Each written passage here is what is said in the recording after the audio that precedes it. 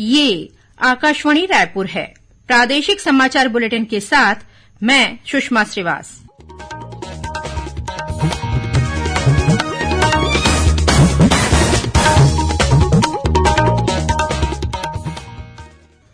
और अब पेश है आज के मुख्य समाचार। लोकसभा और विधानसभाओं में महिलाओं के लिए 1/3 सीटें आरक्षित करने संबंधी महिला आरक्षण विधेयक संसद के निचले सदन में पारित। राज्य में सांस्कृतिक, ऐतिहासिक धरोहरों और पर्यटन स्थलों को संवारने के लिए छत्तीसगढ़ महतारी सांस्कृतिक संवर्धन योजना लागू की जाएगी। कबीरधाम और जशपुर जिले में मेरी माटी मेरा देश कार्यक्रम के तहत राष्ट्रीय युवा स्वयंसेवक घर घर पहुंचे और कलश में चावल एकत्र किया। और मौसम विभाग ने अगले 24 घंटों के दौरान प्रदेश के उत्तरी हिस्से में 1-2 स्थानों पर भारी वर्षा होने और आकाशीय बिजली गिरने की चेतावनी दी। अब समाचार विस्तार से। लोकसभा ने महिलाओं के लिए लोकसभा और राज्य विधानसभाओं की कुल सीटों में से 1/3 सीटें आरक्षित करने की मांग करने वाले संविधान के 128वें संशोधन विधेयक को कल स्वीकृति दी। इस विधेयक को नारी शक्ति वंदन अधिनियम कहा गया है। इसके पक्ष में 454 सांसदों ने मतदान किया, जबकि 2 सांसदों ने इसके विरोध में मतदान किया। विधेयक पर आज राज्यसभा में चर्चा हुई। प्रधानमंत्री नरेंद्र मोदी ने लोकसभा में अभूतपूर्व समर्थन से विधेयक पारित होने पर प्रसन्नता व्यक्त की है। एक सोशल मीडिया पोस्ट में श्री मोदी ने कहा कि नारी शक्ति वंदन अधिनियम एक ऐतिहासिक कानून है जो महिला सशक्तिकरण को और बढ़ावा देगा। इससे राजनीतिक प्रक्रिया में महिलाओं की भागीदारी बढ़ेगी।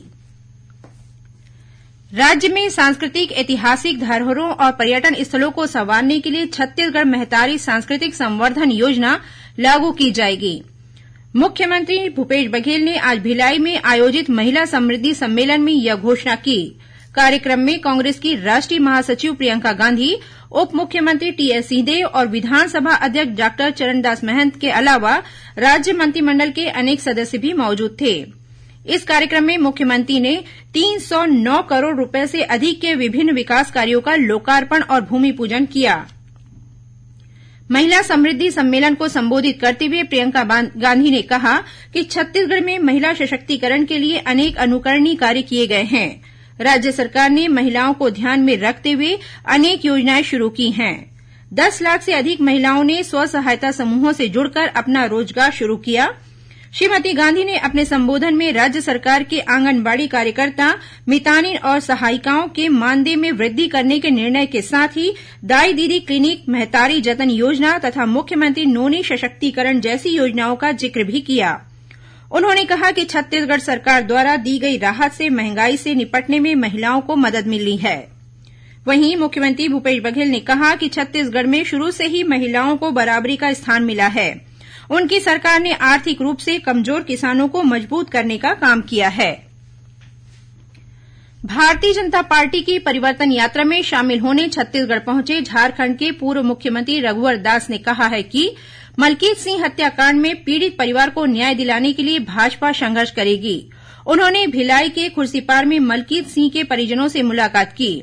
हाल ही में मामूली विवाद के चलते मलकीत सिंह की कुछ लोगों ने हत्या कर दी थी। श्री दास ने कहा कि छत्तीसगढ़ को इस हत्याकांड की सीबीआई जांच कराने की मांग करनी चाहिए। इस बीच भाजपा द्वारा निकाली जा रही पहली परिवर्तन यात्रा के तहत आज पाटन में रघुवर दास शामिल हुए। इस दौरान उन्होंने दुर्ग, उतई और पाटन में आमसभाओं को भी संबोधित किया। वहीं पार्टी की दूसरी परिवर्तन यात्रा में आज कटघोरा में उत्तर प्रदेश के उप मुख्यमंत्री बृजेश पाठक और केंद्रीय राज्य मंत्री सोम प्रकाश भी शामिल हुए। स्कूल शिक्षा विभाग के अंशकालीन सफाई कर्मी और मध्यान्ह भोजन से जुड़े रसोइयों के मानदेय में प्रति माह 500 रुपए वृद्धि करने के आदेश जारी कर दिए हैं। इस आदेश से राज्य के लगभग 43,000 अंशकालीन सफाई कर्मियों और मध्यान्ह भोजन बनाने वाले 87,000 से अधिक रसोइयों को लाभ मिलेगा। अब रसोइयों का मानदेय बढ़कर 2,000 रुपए हो जाएगा। वहीं सफाई कर्मियों के वेतन में भी 500 रुपए की बढ़ोतरी हो जाएगी। नेहरू युवा केंद्र और राष्ट्रीय युवा स्वयंसेवकों द्वारा कबीरधाम जिले के मोतिमपुर गांव में शिवशक्ति युवा मंडल के सहयोग से मेरी माटी मेरा देश कार्यक्रम का आयोजन किया गया। इस दौरान युवा हाथ में तिरंगा लेकर घर घर पहुंचे और कलश में चावल एकत्र किया। युवाओं ने लोगों को पंच प्रण की शपथ भी दिलाई और उन्हें इस शपथ का पालन करने के लिए जागरूक किया। वहीं जशपुर जिले के 8 विकासखंडों में राष्ट्रीय युवा स्वयंसेवकों द्वारा मेरी माटी मेरा देश कार्यक्रम के तहत लोगों के घरों से कलश में चावल एकत्र किया गया। इस अवसर पर राष्ट्रीय युवा स्वयंसेवक, गांव के युवा मंडल के सदस्य और ग्रामीण उपस्थित थे। केंद्र सरकार द्वारा देशभर में आयुष्मान भव कार्यक्रम चलाया जा रहा है। इसी के तहत छत्तीसगढ़ के कोंडागांव जिले में भी यह अभियान शुरू किया गया। इस कार्यक्रम के माध्यम से लोगों को स्वच्छता, रक्तदान और अंगदान के लिए प्रेरित किया जा रहा है। कार्यक्रम के अंतर्गत 14 से 20 सितंबर तक जिले की 120 स्वास्थ्य संस्थाओं में आयुष्मान भव मेले के माध्यम से 3000 से अधिक मरीजों का निःशुल्क इलाज किया गया। साथ ही 41,000 आयुष्मान कार्ड भी जारी किए गए। मुख्यमंत्री विशेष सहायता योजना के अंतर्गत अब राज्य के पात्र परिवारों को 25 लाख रूपये तक की सहायता राशि प्रदान की जाएगी। पहले इस योजना के तहत कुछ चुनी हुई दुर्लभ बीमारियों के इलाज के लिए मरीजों को अधिकतम 20 लाख रूपये तक की राशि दी जाती थी। इस संबंध में राज्य शासन ने आदेश जारी कर दिया है। जांजगीर में कृषक चेतना मंच के बैनर तले किसानों ने अपनी 26 सूत्री मांगों को लेकर रैली निकाली और धरना दिया। सैकड़ों किसान गेड़ी में चढ़कर डंडा नाच करते हुए रैली में शामिल हुए। इस दौरान किसानों ने भजन कीर्तन भी किया। रैली में शराबबंदी की मांग को लेकर बड़ी संख्या में महिलाएं भी शामिल हुईं। यूनिसेफ इंडिया सहित यूनिसेफ के दक्षिण एशिया क्षेत्रीय संगठन के प्रतिनिधियों ने कोंडागांव जिले का दौरा किया। प्रतिनिधियों ने मया मंडई, एनीमिया मुक्त कोंडागांव अभियान और योदय कोंडा नार चॉम्प्स जैसे कार्यक्रमों की सराहना की। इस दौरान उन्होंने कोंडागांव में संचालित यूनिसेफ के कार्यक्रमों का अवलोकन भी किया।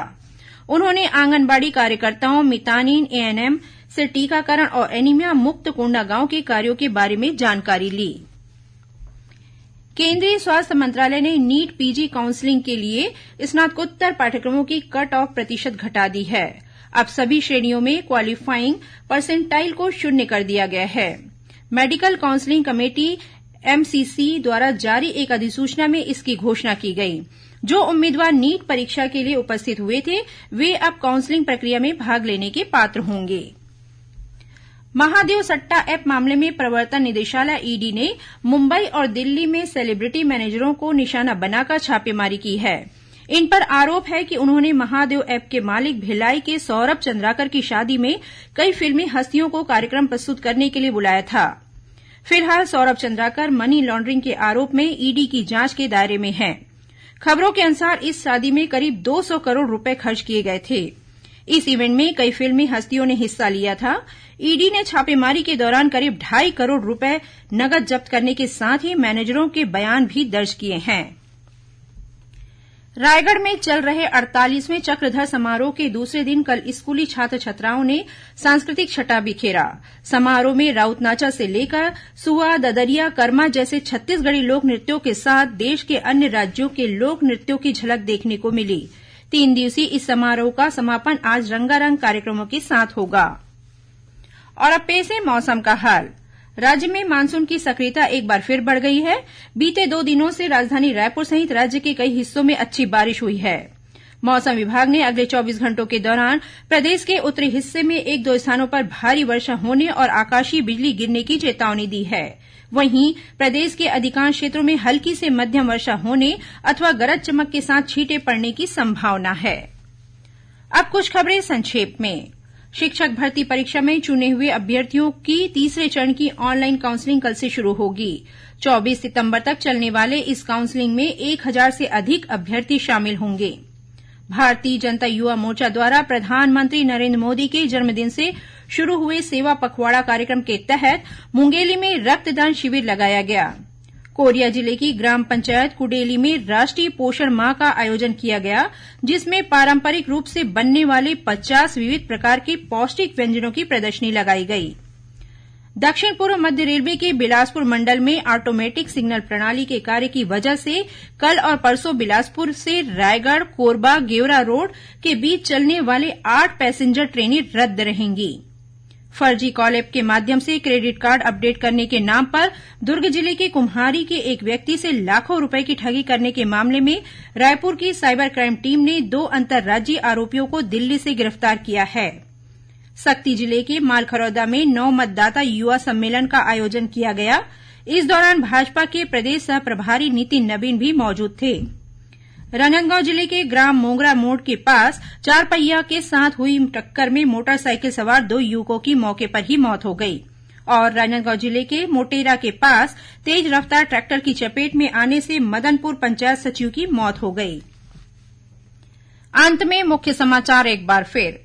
लोकसभा और विधानसभाओं में महिलाओं के लिए 1/3 सीटें आरक्षित करने संबंधी महिला आरक्षण विधेयक संसद के निचले सदन में पारित। राज्य में सांस्कृतिक ऐतिहासिक धरोहरों और पर्यटन स्थलों को संवारने के लिए छत्तीसगढ़ महतारी सांस्कृतिक संवर्धन योजना लागू की जाएगी।